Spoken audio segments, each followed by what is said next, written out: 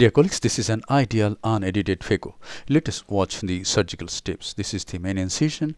It's a 2.8 mm incision on the posterior aspect of the limbus. Now, this is 2% HPMC. It has been injected into the anterior chamber and it is sprayed over the corneal epithelium for better visibility. And now, this is a side port on the right side, and this is another side port on the left side with a 20 gauge Embier knife. So this is a very small side port, about 1 millimeter in width.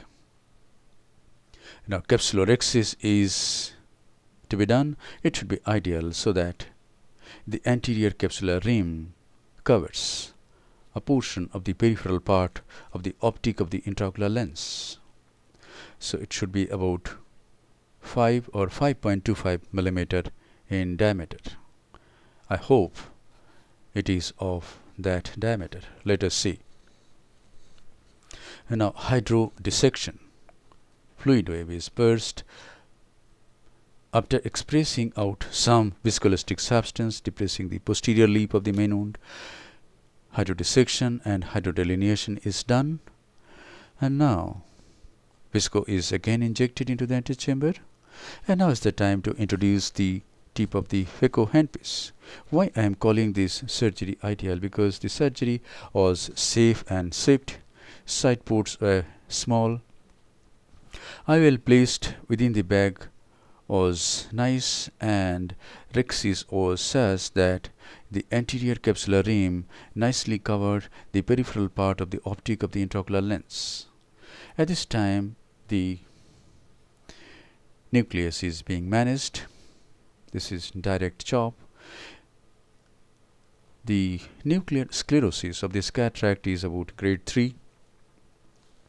It's a nice case for beginners because it is neither hard nor soft. It's nice to hold and easy to chop. So if the beginners want to learn direct chop, these grade 3 nuclear sclerosis cases are ideal. The nucleus is managed. Now epinucleus. Epinucleus is held at some point and it is pulled towards the center, and then it is nudged, it is rotated, and it is emulsified with little bit of ultrasonic energy and removed. Now since the side ports are very small, I have to manage the cortical cleanup through the main wound, or I have to use bimanual IA.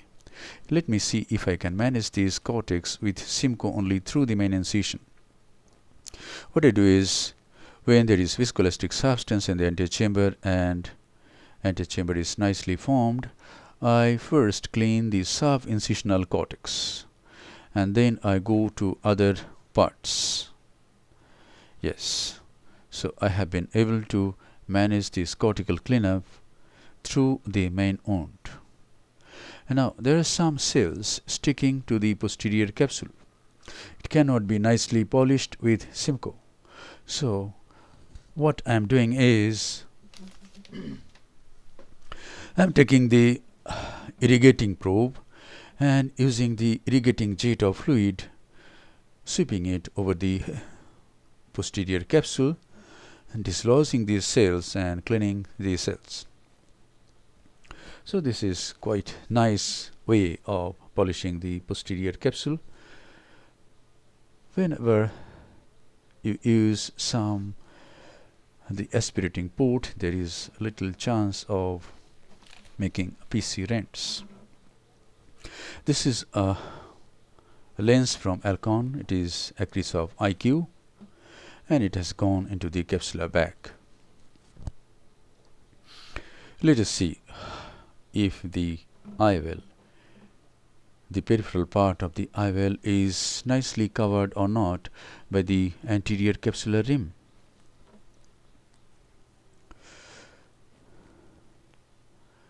I hydrate the side port and then as I dial the lens and place the lens in the bag. Yes, I can see that the lens is nicely